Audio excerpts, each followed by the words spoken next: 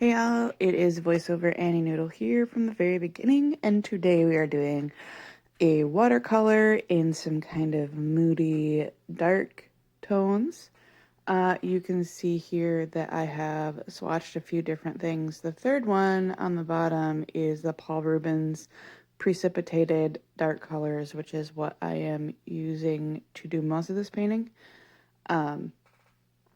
And I had the idea for this painting like a year ago, so I'm really excited to finally be painting it. And I mean, spoilers, but I'm pretty happy with how it turned out. So I've already made the sky wet, and now I'm just splopping some clouds up there with my gigantic black velvet brush. Yeah, that looks like me being arty, but it's not. It's me trying to get a cat hair off of my painting. No, it's definitely me being very artistic, definitely. So when I'm doing clouds, I tend to just kind of make blob shapes and then spread them out until I am happy with the blob shapes. And then I usually come back over a second time to re-blobify the blob cloud shapes. And that's what I ended up doing here. So this is the Boku-Undo Sumi Shadow Black set. So this is like a blackish green from that set, which I think is gorgeous. So when I'm doing these backgrounds, I'm kind of trying to keep in mind that I want the foreground element to stand out from them. So I'm trying to keep the tone different by the foreground stuff. Yeah. And when I say tone, I mean value. Feel free to comment below with the number of times you have messed up those two words, because I do it all the time. So I'm also going through here and softening up these edges. I'm not super worried with the background overlapping the foreground, but I do want to make sure there's no hard edges. And then I use some of my core paints because they're eye-scorchingly bright to put in the yellow on these little jack-o'-lanterns. Yeah, I'm glad I did because I just don't think I have a brighter yellow than my core yellow. So, and then I'm going through and kind of blurring the brightness. I don't want them to look like they're too glowy, but I did want to have the like hints of light in the sky around them.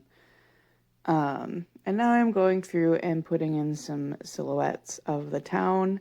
So, as I will say in the title of this, this is the Headless Horseman. So the town behind him is Sleepy Hollow. And I mean, I probably could have made a more like realistic looking town somehow, but I really just kind of wanted very vague silhouettes. Um, and so I went through and I put dark at the top of the houses, and then I used water to just blend downwards in an attempt to make it look kind of foggy at the base of the houses. When I started painting this, I had the intention of actually like putting a lot of fog in, like around the horseman itself, like especially around the feet of the horse, but I ended up liking it without it, so no fog in the foreground, but I still like them kind of misty, multi-layered, foggy look in the background, so we're good there, I think. I am really excited that it's fall, even though it means I have no free time. This time of year, it is really easy for me to end up working 80 hours a week at my day job. So if my videos get slightly less good over the next month, I apologize. I will try to keep up with things, but yeah, 80 hours a week is a very real possibility, and I've definitely worked more. I work at a Halloween costume store. And we do all of our business online, and this time of year, obviously, we are crazy, crazy busy, and our company keeps getting bigger, which I think is awesome. So And you can see I've started working on the silhouette of the horse. In my head, the horse was going to be black, but I still wanted him to have an interestingly toned black. So the background is more cool colors, so I made the horsey a kind of yellowy black so that he stands out from the background more. Also, because it is fall, it is about 35 degrees outside right now. And because I am a Minnesotan, and there are some of us here in Minnesota who are unbelievably stubborn about these things, I have not yet turned on the heat in my house. So it is 60 degrees in here. And for some reason, I just like, I'm excited that it's fall, but I'm also sad that summer's over. So I refuse to put on socks or warm clothes. So I'm kind of just sitting in my freezing cold house, and like my cats are all huddled together for warmth and like looking at me like I'm unbelievably harsh. And yeah, like you guys are covered in fur. Yeah, you can hold out longer than me, I think. They're just spoiled. So I went with kind of a traditional depiction of the Headless Horseman. He is a Hessian soldier. So, and if you don't know what that is, I honestly did not either until I started digging into this to look at what I should have him wearing. So, apparently there were Germans that were serving with British forces during the American Revolutionary War. And so I chose a Hessian uniform to use. Um, and I think it turned out pretty fun. I like that I'm really glad that it has a fall vibe to me, but it doesn't seem monochromatic still. So, yeah. And it was interesting, like, when you're on the internet reading about various things, you end up down some strange rabbit holes, and yeah. So it was interesting reading about the Revolutionary War, because I don't think I've read about that since I was in, like, junior high. So yeah, back to the painting itself. The thing about watercolor is that you need to be patient, I think, and just put in layers and layers and layers, and that's a lot of what this is just I'm going over this thing to make it darker again. And sometimes you do that with the same color, and sometimes you do that with a different color so that you get kind of a different final result. Um, uh-oh, cat attack, cat attack. Um, this is the obligatory part of my video where Tiny stops me from working by being adorable. And here's me and Tiny, and we're upside down. Yeah, I could have fixed that, but why? I feel like you guys should probably be getting used to me by now. So, like I was saying, watercolor involves layers. So I'm going back in with another layer here. And this time I am going back in with a different color. So I am going over the original kind of yellowier layers of the horse now with a more cool black.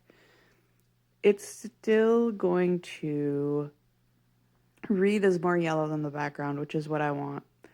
But I also kind of want, like, when you look at him to go, that's a dark colored horse. Not creepily glowing.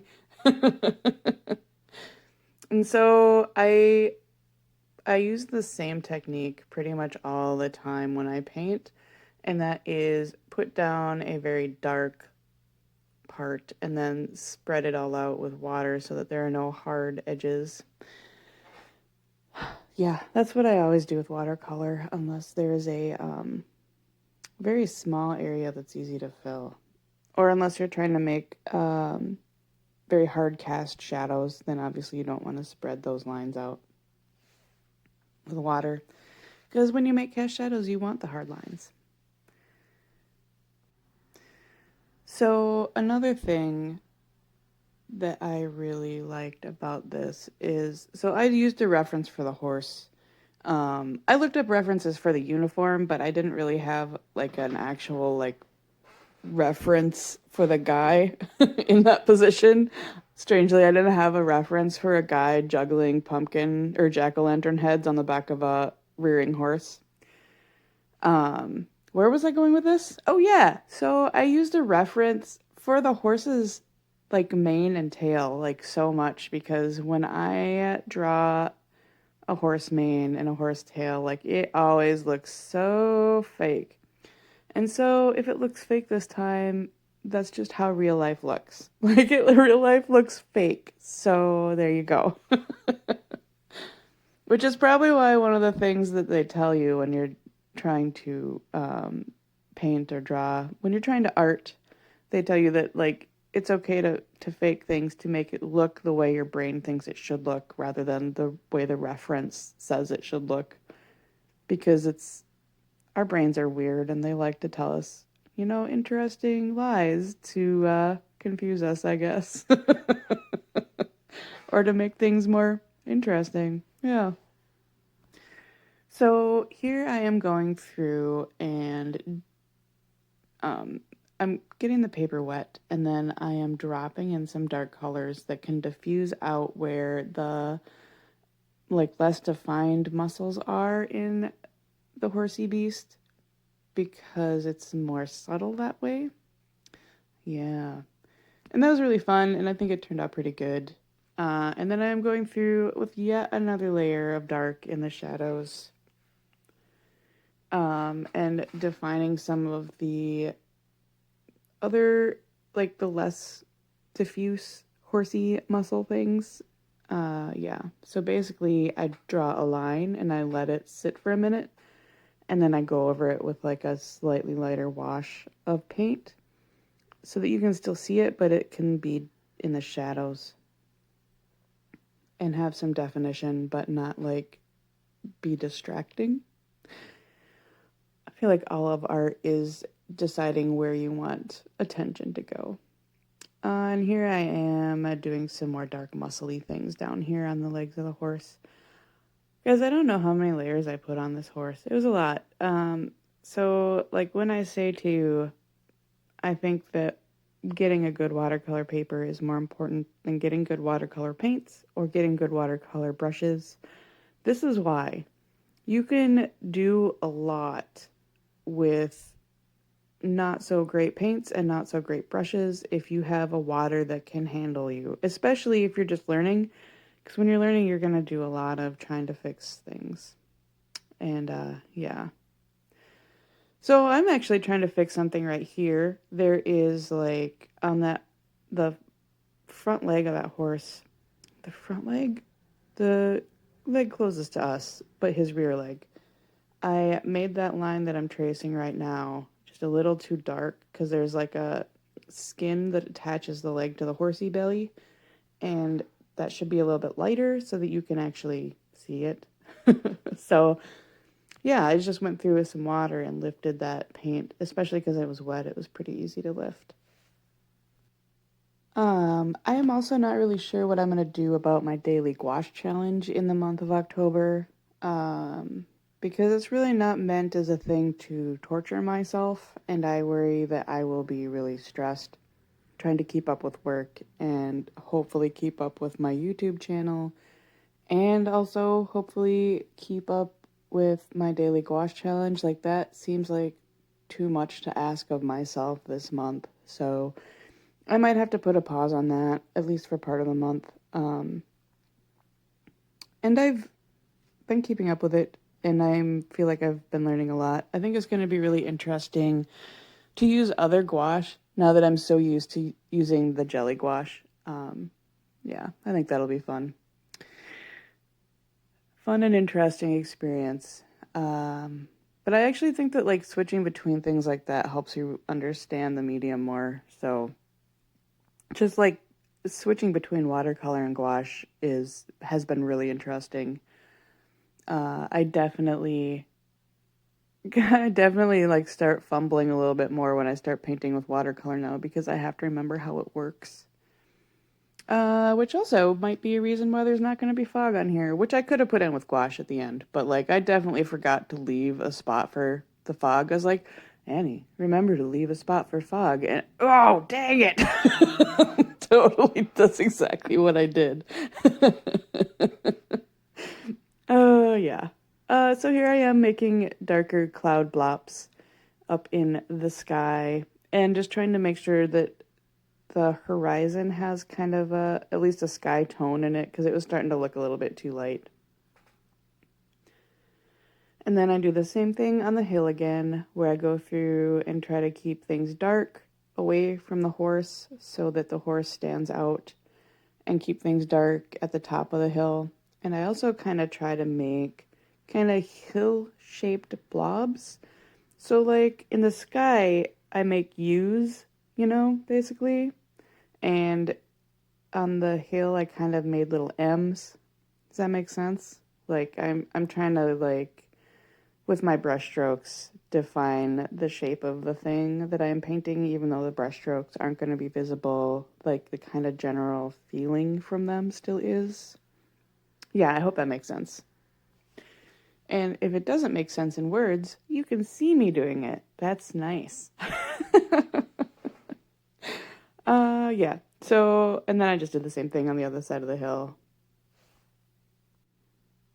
So, I also have ordered some interesting new paints that honestly took ages to get here, but I'm really excited to try them. I think I'm gonna put them on the shelf until the end of October, because I am so busy. And this is me fighting an endless battle of cat hair again. Just so you know, it is not the bristles coming out of the brush. It is just me having 3 cats. Yeah. So this green, I don't know if I mentioned this before, but I used this green because it's a little bit more vibrant. So this is one of the Paul Rubens Precipitating colors, and it's a little bit more of a greeny green. So, and that kind of brings it into the foreground more. So that's why I'm using it here on the, hill that the horse is actually standing on. Yeah, this is where I wanted to have some fog. Yeah, that didn't happen. It's fine though. And I'm going in and putting in the mane some more. And yeah, I am seriously looking at the reference and going, his hair is doing that? Okay. Because otherwise it's like I just kind of draw weird wiggly sticks everywhere and it doesn't look good. No noodle hair.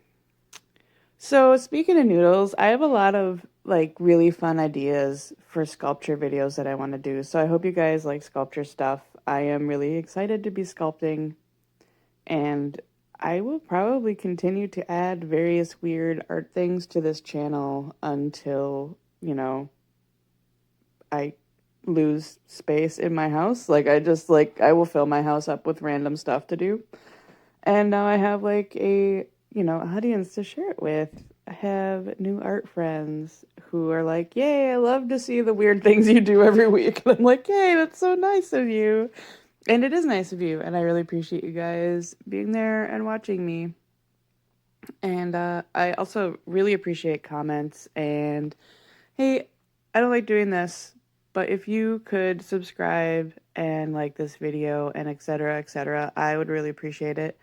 My last video super flopped, and I don't know why. Like, my 2 videos previous to that had like a ridiculous amount of views for me, I mean, and my last video just did nothing. So hopefully this one does better. I really am happy with how this turned out, so I'd be really sad if nobody got to see it. But I also admit that I'm bad at marketing, so I'm just like, yeah, maybe you guys should sub my channel or something. Yeah. Oh, and here I am. We must be getting close to the end. So here I am putting in all the little cute buttons on these like boot covers that the soldier was wearing. I love them. And this is just gouache. Nothing super fancy.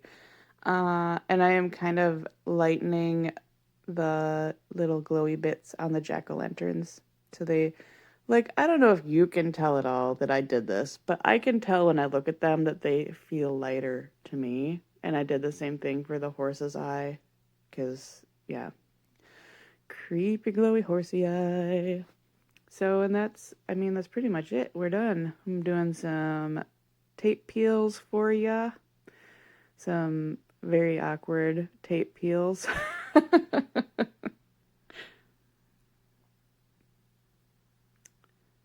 This, I, this paper tears really easily, honestly, so I was being extra careful. And here is the finished horsey. Um, and the Headless Horseman also. I would love to hear what you guys think of him in the comments. Like I said, I appreciate you guys so much. Thank you so much for being here, and I will see you guys next week. Bye bye.